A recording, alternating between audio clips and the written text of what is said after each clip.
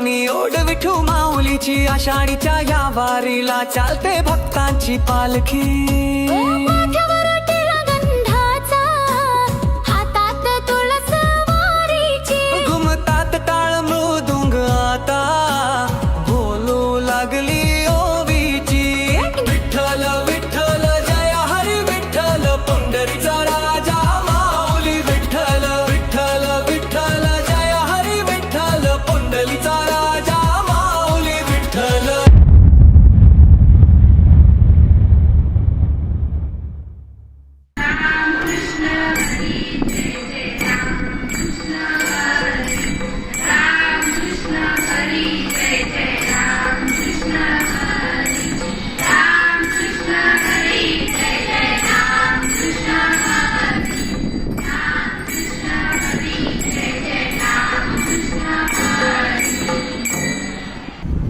कोणालाही पाठवण्याची अपेक्षा करण्यापेक्षा माझ्यासोबत संबंध आहे असे समजून पुढे चालत राहा.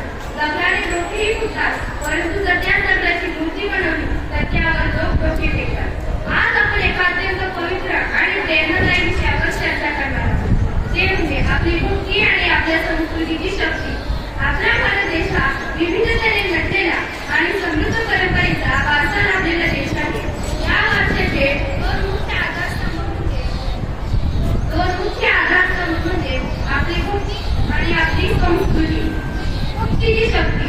भक्ती म्हणजे केवळ देवापुढे हात जोडणे किंवा देवाची पूजा करणे नव्हे, तर भक्ती म्हणजे आपल्या स्वतःच्या आत्म्याशी जोडले जाणे. भक्ती आपल्याला संयम, प्रेम आणि क्षमा शिकवते. संकटाच्या काळातच भक्ती आपल्याला मानसिक शक्ती देते. आपल्या महाराष्ट्राच्या भूमीत संत ज्ञानेश्वर, संत तुकाराम, संत एकनाथ यांनी त्या भक्तीची ताकद आपल्या समाजाला दिली.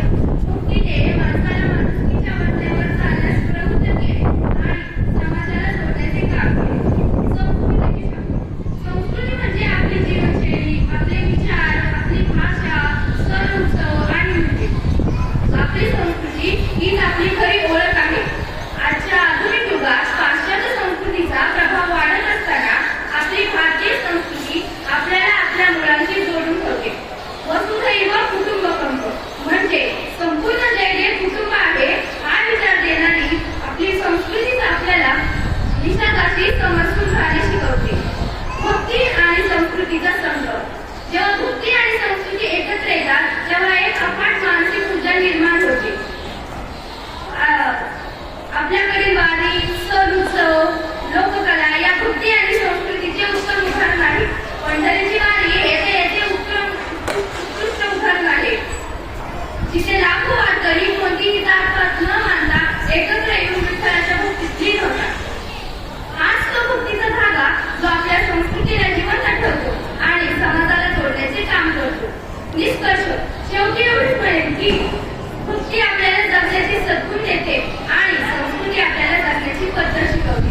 आजच्या या तणावपूर्ण आणि धावपळीच्या जीवनात आपण जर भक्ती आणि संस्कृतीचा पाया घट्ट ठेवला तर आपण कोणत्याही संकटावर अगदी सहजपणे मात करू शकतो.